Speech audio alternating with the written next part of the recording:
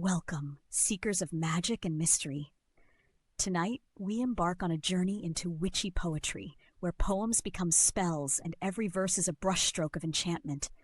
Picture yourself in a moonlit forest. Ink flows like potion in your quill, and each word you pen shimmers with intent. In this video, we'll blend practical guidance with mystical storytelling as we explore the art of crafting witchy poetry and discover the power of enchantment in verse. By the end, you'll know how to channel magic into words and write spells as poetry that truly cast a spell on your reader or listener. If you're excited to weave some magic with words, give this video a thumbs up and subscribe for more mystical content. Now let's open our grimoire and begin. Words have power. Witches and poets have known this for ages. In fact, the very act of spelling a word is a kind of magic. When we write witchy poetry, we're not just stringing together pretty phrases, we are programming our intention into each line. Think of a poem as a verbal sigil. Its shape and sound carry your will. Rite of healing, and you invoke healing. Rite of protection, and you create a verbal charm. By consciously infusing your poem with a goal or emotion, you imbue it with power. Each time you speak it aloud, you're casting that spell again, letting the energy flow through the words you crafted. In this magical space, poetry and daily life intertwine. After all, many ancient prayers, chants, and incantations were poems at heart. Imagine a wise witch of old, stirring her cauldron and whispering a rhyme under her breath. She knows what we're about to explore. That rhyme, rhythm, and symbolism can transform a simple verse into an incantation. Let's break down these techniques of witchy poetry so you too can channel that ancient magic into your writing. Crafting a spell poem involves both creativity and a bit of craft. Here are key techniques. Think of them as ingredients for your poetic potion. Rhyme and repetition, the enchantment of sound. Why rhyme? Rhyme gives your poem a spell-like sing-song quality that makes it memorable and magical. Ever find a rhyme stuck in your head? That's exactly the point. Witches historically relied on catchy rhymes to remember their spells when writing them down was dangerous or impossible. A neat couplet like, "By moonlight's grace and fire's bright light, I bind my intention this sacred night," sticks in your mind and carries power. Rhyme can also symbolically lock in your intent, as if the universe hears the matching sounds and seals the spell. Repetition is another sound enchantment. Repeating a word or phrase turns into a chant. Think hail and welcome in a ritual. Incantations everywhere have used the rudimentary power of repetition to create real enchantment. Try using a refrain in your witchy poem. For example, ending each stanza with "so mote it be," or repeating a sacred name. The cumulative effect can send you and your audience into a trance-like state, perfect for magic. Practical tip. Don't worry if rhyming doesn't come naturally. You can use simple patterns like AABB, rhyming couplets in pairs, or ABB, alternating rhyme. Even alliteration, repeating starting sounds like whispering willows, adds a hypnotic musicality. Play with sound, read your poem aloud, and feel the energy of the words. Does it dance? Does it stomp? Does it hiss? Adjust the sounds to match your spell's intent. Rhythm and meter, the heartbeat of the spell. Every spell has a heartbeat. Rhythm is the cadence, the beat that carries your verse. A steady, strong rhythm can make a poem feel like a chant or drum beat, syncing with your heartbeat and raising energy. In poetry, this comes from meter, the pattern of stressed and unstressed syllables. Don't worry, you don't need to be a Shakespeare to use rhythm, though Shakespeare's witches knew a thing or two about it. In Shakespeare's Macbeth, the three witches chant in a bouncing rhythmic verse. This famous scene popularized the notion of rhyming rhythmic spells in our culture. Notice how the cadence double, double, toil, and trouble almost sounds like a drum beat itself.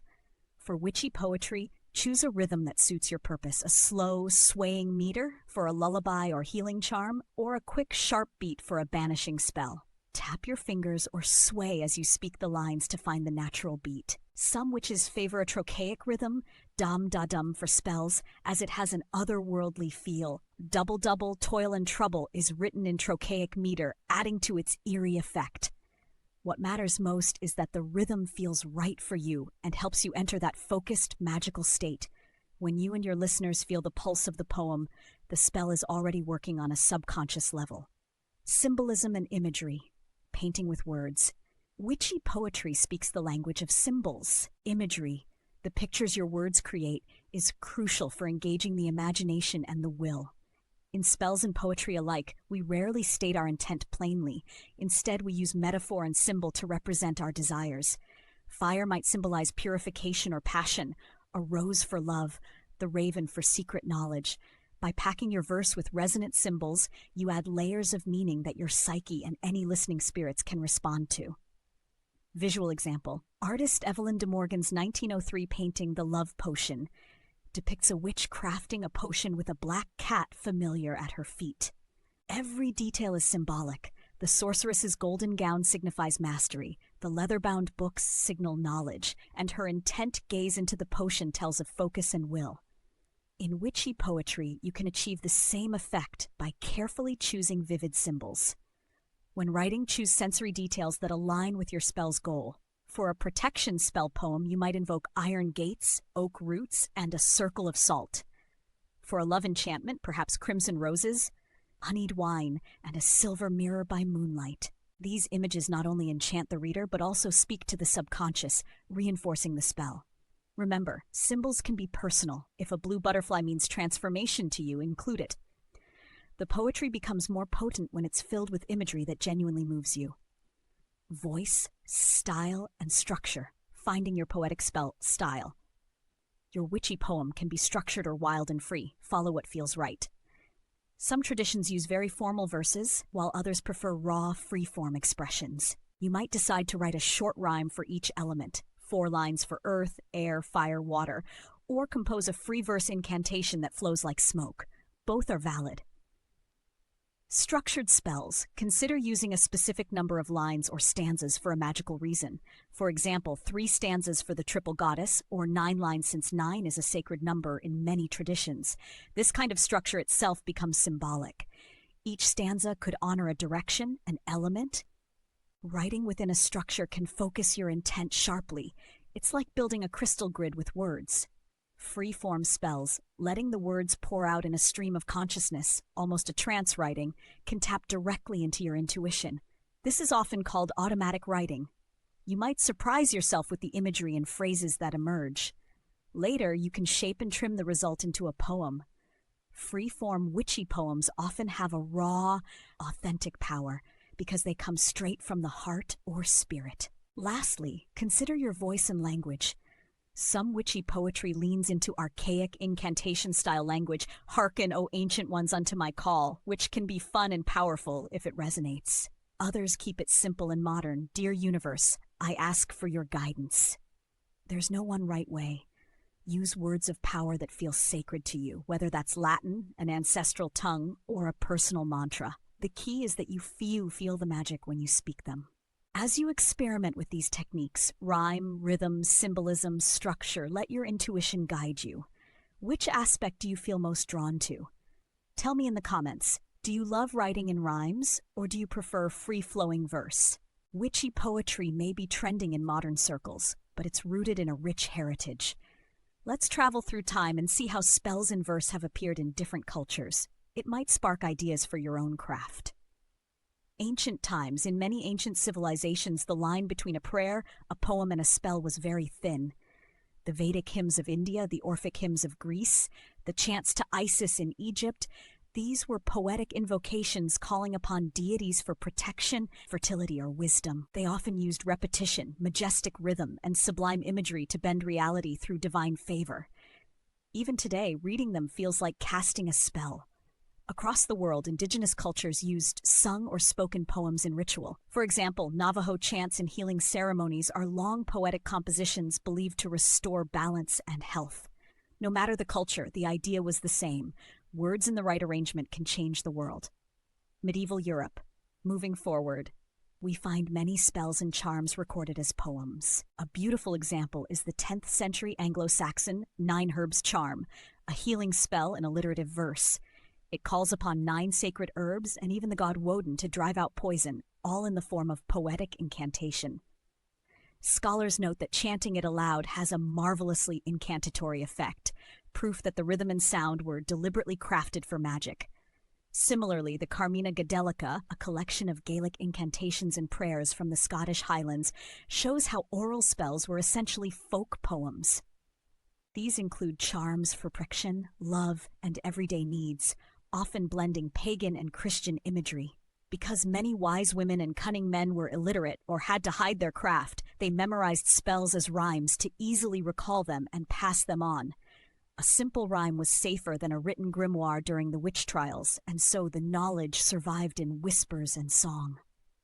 Literature and pop culture. The image of the rhyming witch became immortalized in literature. Perhaps the most famous is Shakespeare's Macbeth, where the three witches stir a cauldron and recite, "Double, double toil and trouble, fire burn and cauldron bubble." This scene, written in 1606, isn't a historical account of real witches, but it drew on folk beliefs and definitely influenced how we imagine witchy spells, rhythmic, rhyming, and spooky.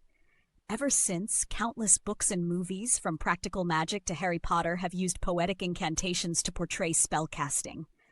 These cultural depictions, while fanciful, actually echo the real power of rhyme and meter we've been discussing. They resonate with us because on some level we feel that a spell should rhyme to work. And indeed, many modern witches do enjoy writing spells in rhyme for that extra oomph. Modern revival. In the 20th and 21st centuries, the rise of Wicca and neo-paganism brought poetry back into ritual. Notably, Doreen Valiente, one of the mothers of modern Wicca, was a poet who wrote beautiful ritual verses like The Charge of the Goddess and The Witch's Rune. Covens often use these verses as part of their ceremonies, showing that poetry is alive and well in contemporary spellcraft. Today, you'll find practitioners from all paths: Wiccan, Druidic, eclectic witchcraft, even chaos magicians incorporating poems, chants, or songs into their magic. It might be an original piece or a beloved verse from an author. We also see a cultural crossover, the idea of spoken word as spell. Some poets describe performance poetry as casting a spell over the audience. We'll touch more on performance in a moment. All these influences remind us that when you write witchy poetry, you stand in a long lineage, from the cave bards to modern word witches, all using language to enchant. Practical applications. Using poetry in spells, rituals, and performance. Now that you have the tools and the inspiration, how can you use witchy poetry in real life? Let's explore some practical ways to channel your inner poetry witch. Spell incantations. The most direct method is to use your poem as the spell. Write a short verse that states your intent in a symbolic way and recite it during spell work. For example, if you're doing a candle spell for confidence, you might inscribe the candle or paper with lines of a poem that empower you. Light the candle, speak your verse, and feel the words lighting up your spirit. Because you crafted the words yourself, they'll carry your personal energy strongly. You can also memorize your poetic spell. The act of memorization will reinforce the intent in your mind, and you'll be able to pull it out whenever needed like a favorite charm. Ritual and ceremony. Poetry can elevate any ritual. Consider writing an opening invocation in verse to call the quarters, elements, or invite your deity's ancestors. The structured, elevated language signals to your mind that now we are in sacred space. For instance, you might compose a 4-line poem to honor earth, air, fire, water, each as you turn in the circle. Or write a blessing poem to say before a meal or at the start of a coven gathering. Many group rituals include a segment where a poem or litany is spoken in unison, creating unity and shared focus. You can contribute your own original verses here. Don't shy away from using poetic words. Even those who aren't writers will feel the enchantment when speaking a well-crafted line. Enchantments in daily life. Not every spell has to be a big ritual. Little poetic spells can brighten and protect your everyday. Think of morning affirmations written as a tiny poem you recite while brewing your coffee or tea. For example, "Blessed morning light, guide me clear. Today I conquer every fear." It rhymes, it sets a positive intention, and it feels a bit magical to say. You can also write short spell poems to carry with you, perhaps a haiku for courage in your wallet or a few rhyming lines for safe travel tucked in your car. Even journaling can turn into spellcraft. Write a free verse rant when you're upset to banish negativity from your mind.